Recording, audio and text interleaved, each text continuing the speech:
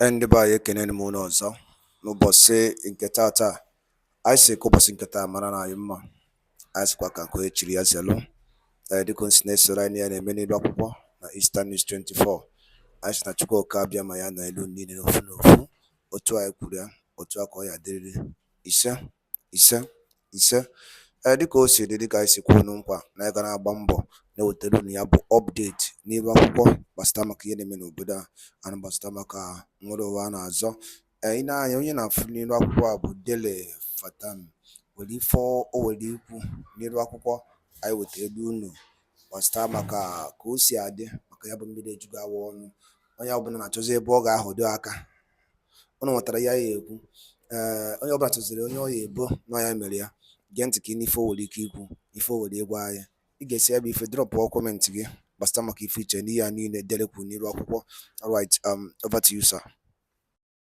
That is today on Inside Sources. And I'm delighted to welcome first Mr. Dele Farotimi. Mr. Farotimi, you are welcome to Inside Sources. Thank you very much for having me. It's a pleasure to be with you. Thank you. Thank you so much. My first question, as always, is if you look at where the country is today, where we are, would you say that we are on course to that great Nigeria that I believe most of us, if not all of us, have dreamt about? I'm going to be 56 years old this year. And in my entire lifetime, we've never been further away from the path to greatness than we are today. The future of Nigeria appears more bleak today than it has ever been in my entire lifetime. I'm a student of history too. And with the possible exception of the period during which Nigeria fought a civil war, which is anything but civil, Nigeria has never been closer to the brink than it is today. So I am not very optimistic about the trajectory of my country. Okay, so I would like to, deepen that a little bit. First of all, by saying, who and what circumstances will you hold responsible for that scenario that you have painted? And then later, I hope we get the time to talk about how do we get out of it. But first, who and what circumstances, Mr. Farotimi, do you hold responsible for the scenario you've painted? I think the first thing is that there are enough blames to go around. Each and every one of us are to blame to varying degrees. But the most important thing that is responsible for where we are today is the complete breakdown of the rule of law. Nigeria as it is today is not ruled by law. It is ruled by impunity.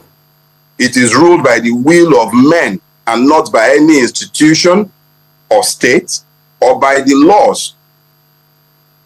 And we have copious laws on our books, so it's not for the absence of the law, it's not for an absence of courts, but it is for the absence of the fact that there is simply no rule of law in Nigeria. The first thing that must exist in a space before you can speak to either democracy or citizens is the presence of the rule of law in that space.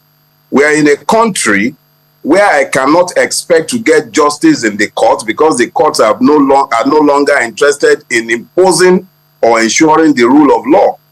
That principal loss, more than anything else, is responsible for where we are today. When you've looked beyond that, you then begin to look at the institutions of states.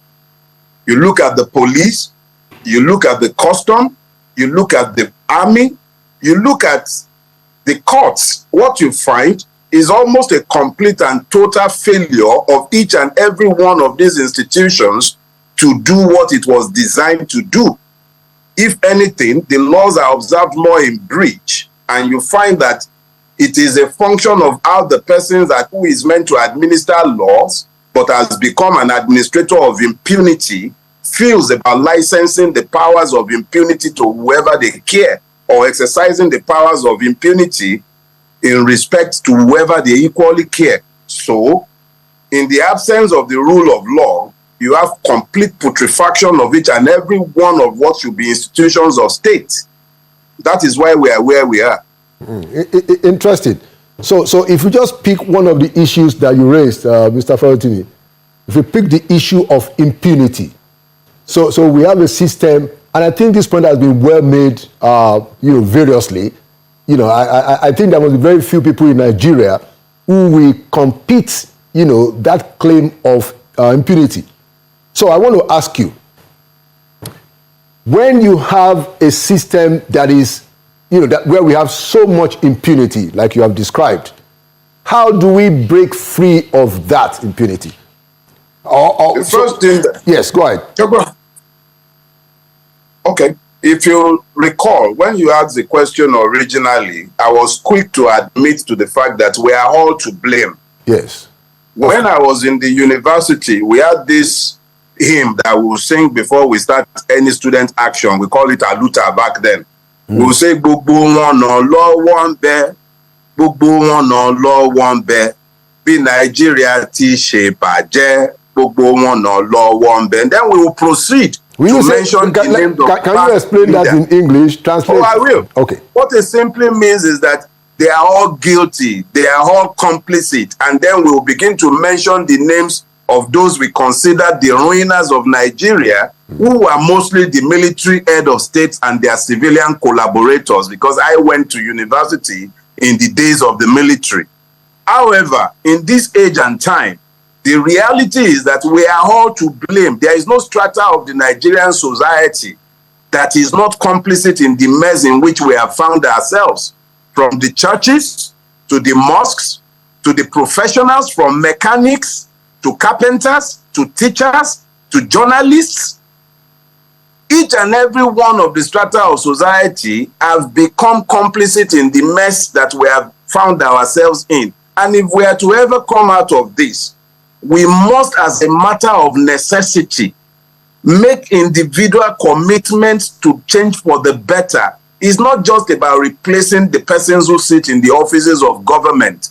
We, in our private spaces, have to come to the knowledge of the fact that you cannot build anything enduring on the back of the lies that we have told ourselves.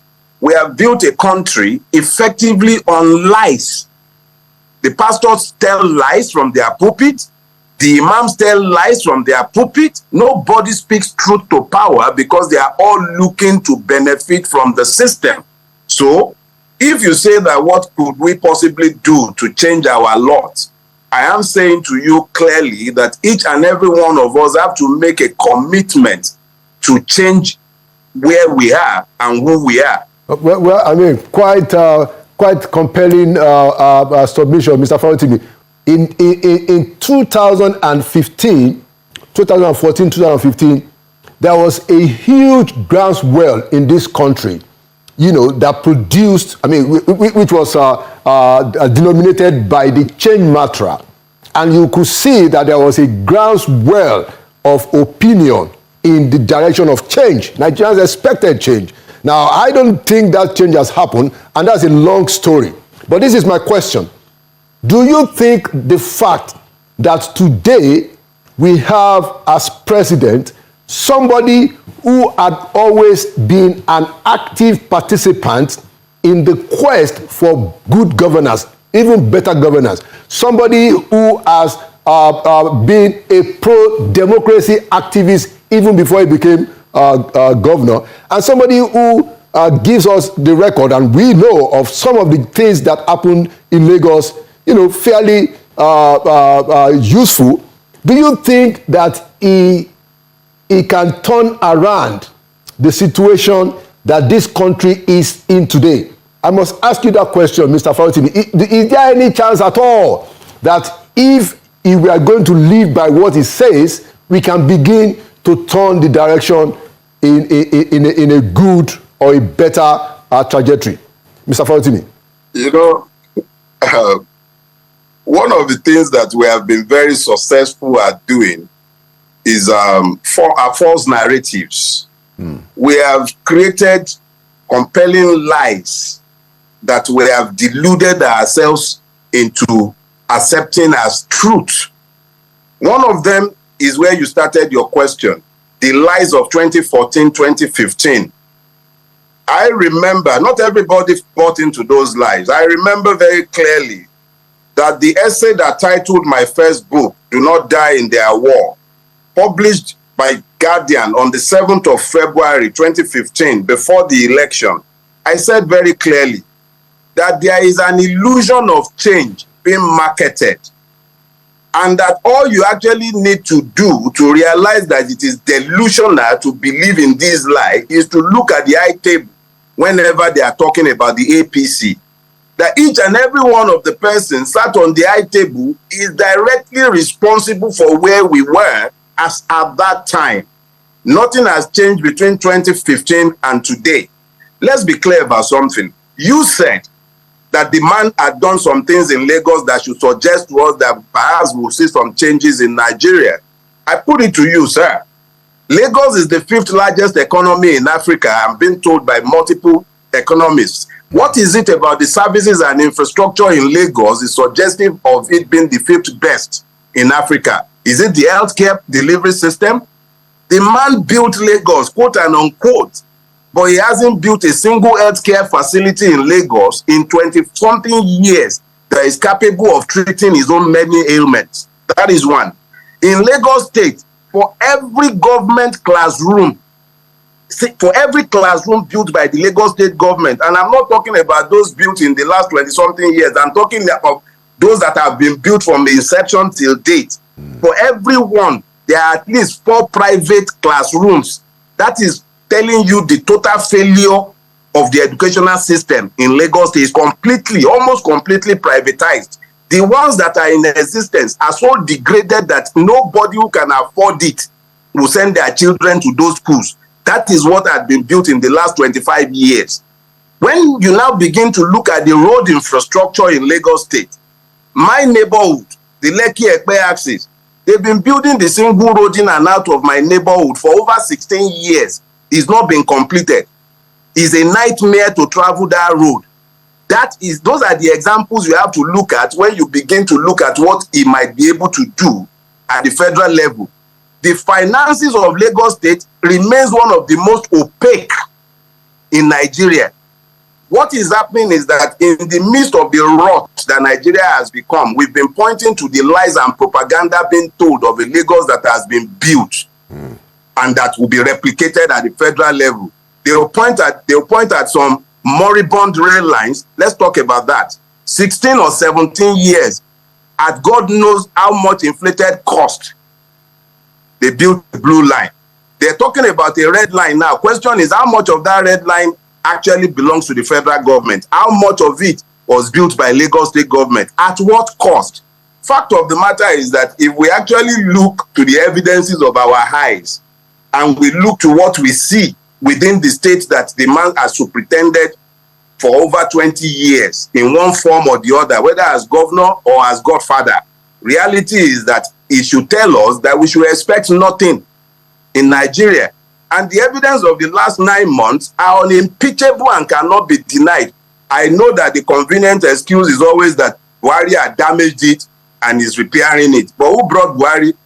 Who was the chief marketer of Buhari in 2014, 2015 when the change lie was sold to Nigerians? The fact of the matter is that until we all come to the knowledge of the fact that nobody is coming to save us but we ourselves, nothing is going to change. And there is nothing that has been done by this man to suggest that we should expect anything positive. In fact, we should brace ourselves for more to come. Wow. Well, I mean, Mr. Farotimi, quite a very compelling argument that you put forward there. And I hope as to the questions that you have put out regarding the red ray and the blue ray, that we'll be able to get a little bit more clarity about it. One last question before you go, Mr. Farotimi. So, do you subscribe to any kind of political reforms, that might help the people to get out of what is clearly, something that is not worth the while, based on your description? Let me tell you this. You can speak to political reforms in a society governed by law and that is rule-based. But this is not that society. What has happened is that with the ascension to office of the man known as Bola Ahmed Tinubu, an INEC that advertised beavers, transmission of election results from the polling unit level unilaterally turned around and talked about glitches, and the courts decided to be legalistic in interpretation of clear provisions of the Electoral Act. So today, what the courts have said is that the INEC does not have to transmit results electronically. So we are back in a situation where someone like Wike is appointing his person as an INEC commissioner. So we are in a situation where whatever INEC says is the result is the result. And if you are now saying that we should look to reforms, question is, who is to reform our situation? Can we depend on beneficiaries of electoral highs to then reform themselves out of power? It is next to impossible. I have spent my time since after the election seeking to educate the Nigerian people to understand that they are the only ones who can rescue themselves from this mess. Nigeria is already headed almost inexorably towards a catastrophe. But the reality is that if the people are not carefully educated to understand that they are not each other's enemies, that the real enemies of the people are those who have ruined this country and placed us where we are, we will end up in an implosion. I fear that. I run away from that, and I seek to educate the people to understand that Chinedu, Ngozi, Wasiu, Kunle, Nodu, or Aminu, those are not the enemies. The enemies are the beneficiaries of this system. This system has to end one way or the other before Nigeria can be rescued. The beneficiaries of this system, both within and outside Nigeria, are taking too much pleasure, and they have no deterrence. They have nothing to gain from reforming it. They've successfully weaponized ignorance and poverty against the people, and they are they are so hard-headed, they cannot even see what is in their own enlightened selfish interest, and they believe that they can sustain this evil reign. But I know human history has told me that this is not sustainable. My worry is that we don't end up in a cataclysmic situation. That is my sole worry. But to expect any change or self-reform from this system. And by that only no kunisnes already name niru akwụkwọ edike iso wee gee ya bụ ife ịnụrụ ihe the ballon the gentle lion kwugasị n'iru akwụkwọ n'ụbọchị nke tata anụ ọzọ dịka ibe ya bụ ka efi nwere ikwu gbasịta maka ya bụ ife ndị a niile kwugasị n'iru akwụkwọ ife okwu olili nne okwu ya dịka osi dịka efi nwere ike ikwu gbasịta maka ya bụ ife a drop ya on the comment section below. Chetakwa ya bụ Eastern News 24 ka anyị si were wetara unu nnukwu ozi ya dị oke mkpa. Daalụ na ụmụnne m, gwa nke emesịa.